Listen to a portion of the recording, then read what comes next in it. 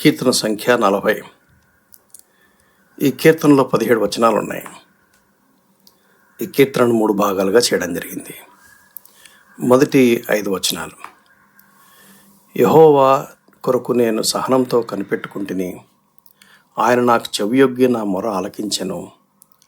నాశనకరమైన గుంటలో నుండి, జిగటగల దొంగ ఊబిలో నుండి ఆయన నన్ను పైకెత్తెను. నా పాదములు బండ మీద నిలిపి నా అడుగులో స్థిరపరిచెను. తనకు స్తోత్రరూపముగు కొత్త గీతమును మన దేవుడు నా నోట ఉంచెను. అనేకులు దాన్ని చూచి భయభక్తులు కలిగి యెహోవా యందు నమ్మిక ఉంచెదరు.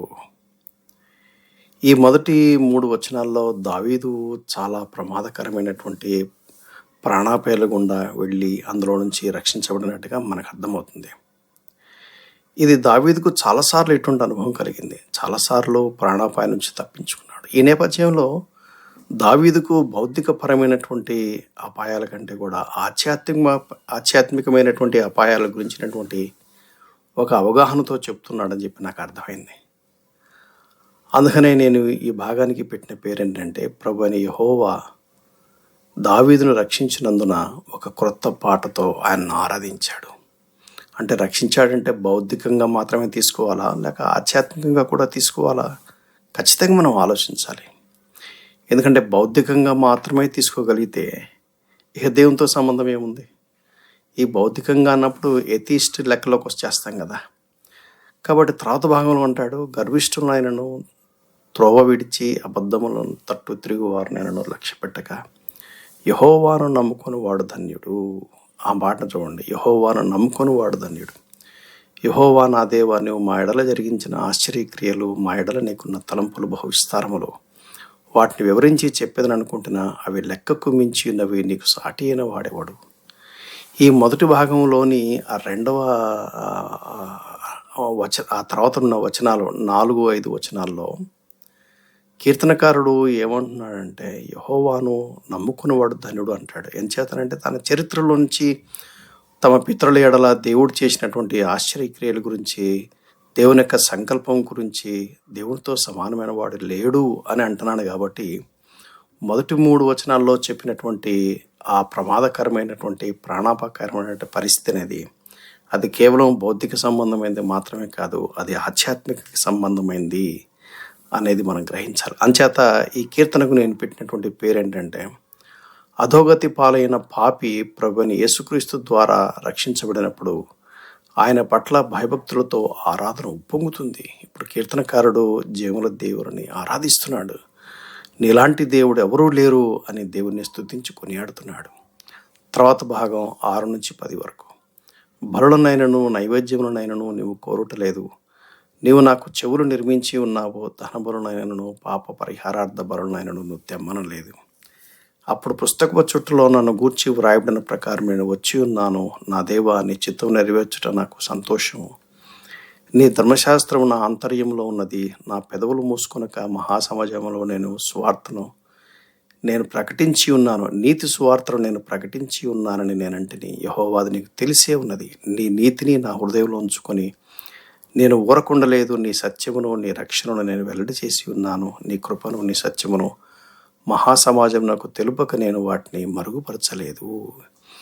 ఈ 6-10 వరకు చెప్పబడినటువంటి భాగంలోని మొదటి కొన్ని లైన్స్లో మనకేమర్థమవుతుందంటే, హెబ్రీ గ్రంథకర్త 10వ అధ్యాయంలో ఈ భాగాన్ని ప్రభువైన యేసుక్రీస్తు వారికి ఆపాదించాడు. కాబట్టి ఇప్పుడు కీర్తన 40లో దావీదు చెప్తున్నప్పుడు కేవలము మెస్సియా గురించి ప్రవచిస్తున్నాడా, లేక తన గురించి కూడా మాట్లాడుతున్నాడా? 2 ఉన్నాయి. ఒకవైపున తన గురించి మాట్లాడుతున్నాడు, and at the same time తన మెస్సియాని గురించి కూడా ప్రవచిస్తున్నాడు. ఇక్కడ ఏమంటున్నా అంటే, దేవుడికి దహన బలులు సరిపోతుంది అని చెప్పి దేవుడు ఎప్పుడు అనలా. మొదటి సమయాలు 15:22 కూడా అంటాడు, విధేయత ముఖ్యం కదా, విధేయత చూపకుండా బలులు అర్పిస్తే ఉపయోగం ఏంటి? భవిష్యత్తులో బలిగా రానున్న యేసుక్రీస్తుకి బలులన్నీ సాదృశ్యంగా ఉంది అని దృక్పథంతో కదా బలులు అర్పించాల్సింది. అలా అర్పించకుండా ఆచార వ్యవహారంగా చేస్తే ఏం ఉపయోగం అని మనకు యెషయా గ్రంథం 1వ అధ్యాయం కూడా దేవుడు అంటాడు. అంచేత ఈ భాగానికి నేను పెట్టిన పేరేంటంటే, ఆచారపరమైన క్రియల కంటే దేవుని చిత్తాన్ని నెరవేర్చడం దావీదు ఆనందించాడు. మనం కూడా ఆనందించాలి. మన పాపమును పరిహరించబడి గొప్ప రక్షణ ఉచితంగా విశ్వాసం ద్వారా పొందుకున్నప్పుడు దేవుణ్ణి మనం ఆరాధిస్తాం, దేవుణ్ణి పూజించుకుని ఆడతాం, ఆయన చిత్తానుసారంగా జీవించడానికి ఇష్టపడతాం. అప్పుడు పుస్తకపు చుట్టలో నన్ను గురించి వ్రాయబడిన ప్రకారం నేను వస్తానన్నాడు. అంటే దేవుని సంకల్పానుసారంగా మెస్సయ్య భూమి మీదకి వచ్చాడని హెబ్రీ పత్రిక అన్నాడు. అయితే రాజుగా దావీదు ఉన్నాడు కనుక రాజు దగ్గర ఒక ధర్మశాస్త్రం యొక్క ఒక ప్రతి ఉంటుంది. అయితే ఆ ప్రతి ప్రకారంగా నేను జీవిస్తాను, ప్రతి ప్రకారంగా నేను నడుచుకుంటాను, అది నా హృదయంలో ఉంది, ఆ చొప్పున నీ జీవించడం, నీ చిత్తానుసారంగా జీవించడం అని దావీదు అంటున్నట్టుగా మనం గ్రహించాలి. ఆ తర్వాత భాగం 11 నుండి 17 వరకు. యెహోవా, నీవు నీ వాత్సల్యం నాకు దూరం చేయవు, నీ కృపాసత్యంలో ఎప్పుడూ నన్ను కాపాడునుగాక. లెక్కలేని అపాయములు నన్ను చుట్టుకుని ఉన్నవి, నా దోషములు నన్ను తరిమి పట్టుకునగా నేను తల ఎత్తి చూడలేకపోతే లెక్కకు అవి నా తల వెంట్రుకలను మించి ఉన్నవి, నా హృదయము అధైర్యపడి ఉన్నది. యెహోవా, దయచేసి నన్ను రక్షించుము. యెహోవా, నా సహాయమునకు రమ్ము. నా ప్రాణం తీయుటకై యత్నించువారు సిగ్గుపడి బొత్తిగా భ్రమసియుందురుగాక. నాకు కీడు చేయువారు వెనుకకు మళ్లింపబడి సిగ్గునొందురుగాక. నన్ను చూచి ఆహా ఆహా అని పలుకువారు తమకు కలుగు అవమానమును చూసి విస్మయముందురుగాక. నిన్ను వెదకు వారందరూ, నిన్ను గూర్చి ఉత్సహించి సంతోషించు వారందరూ సంతోషించుదురుగాక. నీ రక్షణ ప్రేమించువారు యెహోవా మహిమపరచబడునుగాక అని నిత్యము చెప్పుకొందురుగాక. నేను శ్రమల పాలై దీనుడనైతిని, ప్రభువు నన్ను తలంచుకొనుచున్నాడు. నాకు సహాయం నీవే, నా రక్షణకర్తవు నీవే, నా దేవ, ఆలస్యం చేయకుము. రక్షించబడిన తర్వాత సైతం వ్యతిరేకతలు వస్తాయి, ఎదిరింపులు వస్తాయి, తప్పనిసరిగా ప్రార్థించాల్సిందే. రాజుగా దావీదు తన శత్రువులు తన మీద దాడి చేయటానికి పూనుకున్నప్పుడు దావీదు మొరపెట్టినట్టుగా మనకు అర్థమవుతుంది.